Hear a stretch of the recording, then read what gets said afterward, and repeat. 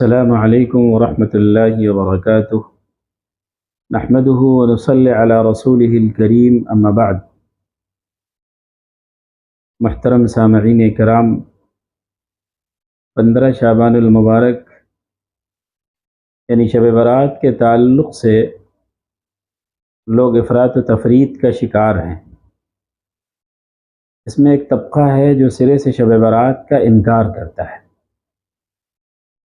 اور دوسرا طبقہ جو مانتا ہے وہ اس قدر غلو کرتا ہے کہ اللہ کی پناہ۔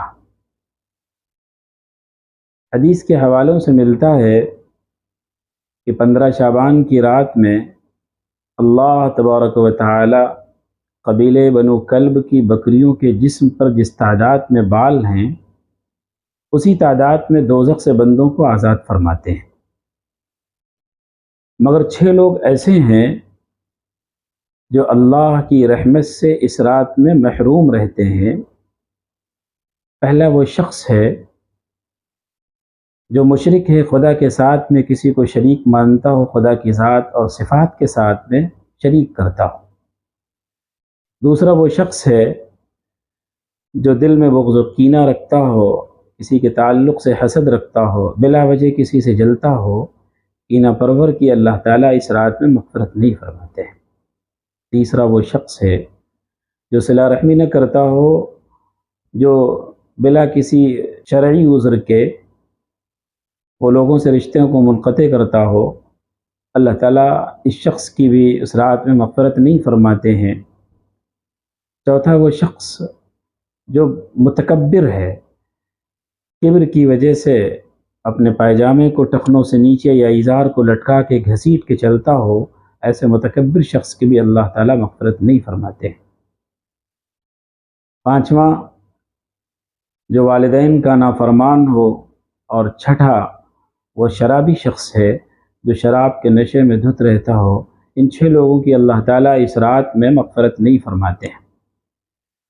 اس رات کے تعلق سے 3 اعمال کیے جا سکتے ہیں۔ نمبر 1، اپنے گھروں میں نفلی عبادت کا اہتمام کرنا۔ نمبر 2، رات کے کسی بھی حصے میں قبرستان جانا اور مرحومین کے لیے مغفرت کی دعا کرنا۔ نمبر 3، 15 شعبان کے دن روزہ رکھنا۔ اس کے علاوہ کا ثبوت نہیں ہے، یعنی خلوت اور تنہائی میں عبادت کا ثبوت ہے۔ شب برات کے تعلق سے اجتماعی کسی بھی عبادت کا ثبوت نہیں ملتا ہے۔ اسی طرح لوگوں میں مشہور یہ ہے کہ شب برات کی یعنی 15 شعبان کی رات میں 7 یاسین پڑھنا، 7 مزمل شریف پڑھنا، 7 سورہ مدثر پڑھنا، یا اجتماعی صلاۃ التسبیح پڑھنا، یا عورتوں کا قبرستان جانا، یا اجتماعی طور پر نفل پڑھنا، یا عود سلگانا اور یہ تصور کرنا کہ گھر میں مرحومین کی روحیں تشریف لاتی ہیں، یہ سب بدعت ہے۔ اس کا اسلام اور شریعت سے کوئی تعلق نہیں ہے۔ اس کے برخلاف ایک طبقہ ایسا بھی ہے جو خدا کی رحمت کا مقابلہ نافرمانی سے کرتا ہے۔ وہ آتش بازی کرتا ہے، گلیوں میں شور مچاتا ہے، روڈ پر ویلنگ کرتا ہے، ٹریفک کے نظام کو متاثر کرتا ہے، اور ایک مخصوص جگہ پر جمع ہو کر کے مختلف قسم کے کرتب اور تماشے دکھاتا ہے، عبادت کی رات کو تماشے کی رات بناتا ہے۔ یہ سب کے سب شیطان کے بھائی اور خدا کے نافرمان ہیں۔ اللہ تعالیٰ تمام امت کو اس رات سے نفع اٹھانے کی توفیق عطا فرمائے۔ آمین ثم آمین۔ ونفعنا وإياكم في الدين والدنيا والآخرة وما علينا إلا البلاغ المبين۔